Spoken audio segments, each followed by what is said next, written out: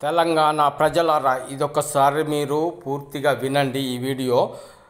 రుణమాఫీ కాలేదని, రైతు బంధు రాలేదని జనాలు ఫుల్ తిడుతున్న ఎమ్మెల్యే కోమటిరెడ్డి వీడియో హల్చల్ కావడం అంటూ జరుగుతుంది.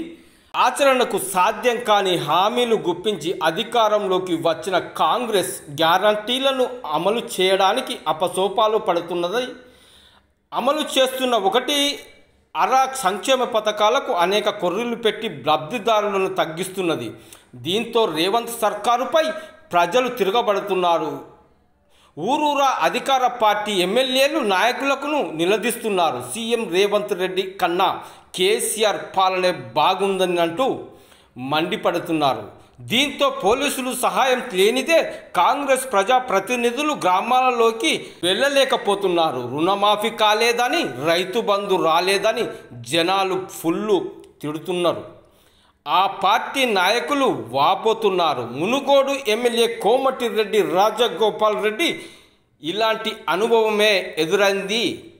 4 పథకాల ప్రారంభోత్సవంలో భాగంగా యాదాద్రి భువనగిరి జిల్లా చౌటుప్పల్ మండలం మసీదుగూడెంలో లబ్ధిదారులకు రైతు భరోసా మంజూరు పత్రాలను అందజేశారు. అయితే ఈ సందర్భంగా మాట్లాడుతూ తమకు రైతు రుణమాఫీ కాలేదని, రైతు బంధు రాలేదని జనాలు తిడుతున్నారని వాపోయారు. అంతా కేసీఆర్ పాలనే బాగుంది అంటూ ఇంకా మెచ్చుకుంటున్నారని గగ్గోలు పెడుతున్నారు చెప్పారు. అయితే మాఫీ కాలేదని, రైతు బంధు రాలేదని జనాలు తిడుతున్నారు. అదే 2 లక్షల రుణమాఫీ అయినోళ్ళు మాత్రం జేబులో వేసుకొని సప్పుడు చేస్తలేరని చెప్పారు. ప్రస్తుతం ఈ వీడియో సోషల్ మీడియాలో వైరల్ అవుతున్నది. కాంగ్రెస్ ప్రభుత్వంలో కరప్షన్ పెరిగిపోతున్నదని, బీఆర్ఎస్ నుంచి వచ్చిన వాళ్ళదే హవా నడుస్తున్నదని, భూమాఫియా పెట్టరేగిపోతున్నదంటూ మహబూబ్ నగర్ జిల్లా జడ్చర్ల ఎమ్మెల్యే అనిరుద్ రెడ్డి సంచలన వ్యాఖ్యలు చేశారు. రాష్ట్ర మంత్రి పొంగులేటి శ్రీనివాసరెడ్డిని ఉద్దేశించి ఈ వ్యాఖ్యలు చేసినట్టు రాజకీయ వర్గాల్లో చర్చ నడుస్తున్నది. ఎంతటి పెద్దవాడైనా రోడ్డు మీదకి నడుస్తున్నానంటూ హెచ్చరించారు. ఆదివారం జడ్చర్లలో ఓ మీడియా సంస్థలో మాట్లాడుతూ ఆయన ఈ వ్యాఖ్యలు చేశారు. ఒకవైపు ఉమ్మడి జిల్లాలో సీఎం రేవంత్ రెడ్డి 4 పథకాల ప్రారంభిస్తున్న సందర్భంలో జడ్చర్ల ఎమ్మెల్యే ఈ వ్యాఖ్యలు చేయడం తీవ్ర దుమారాన్ని లేపింది. కాంగ్రెస్ పార్టీలో అసలు ఏం జరుగుతున్నది? మంత్రులకు, ఎమ్మెల్యేలకు సఖ్యత ఉందా లేదా? ప్రభుత్వం పైనే విమర్శలు చేస్తున్నారా అని అనుమానాలు కలుగుతున్నాయి.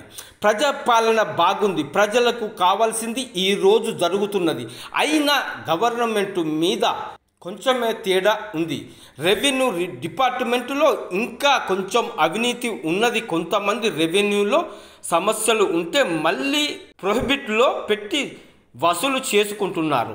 ఆ రెవెన్యూ డిపార్ట్మెంటు ఎవరైనా కానీ, ఎంత పెద్దవారైనా కానీ, కొంతమంది బీఆర్ఎస్ నుంచి వచ్చిన వాళ్ళు ఈ కార్యక్రమాలు చేస్తున్నారు.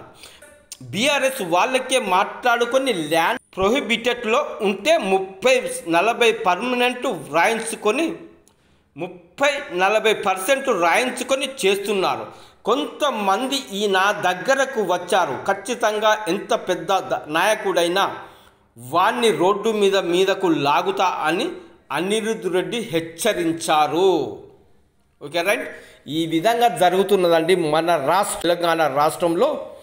ఈ పాలన అనేది వాళ్ళకే, మంత్రులకే ఒక విధానమైనది, విధి విధానము లేకుండా ఈ విధంగా జరుగుతున్నందుకు చాలామంది ప్రజలు, పేద ప్రజలు ఇందులో మోసపోతున్నారు. వాళ్లకు సరైన పాలన అందటం లేదనేది వాస్తవం అని చెప్పుకోవచ్చును. Okay right.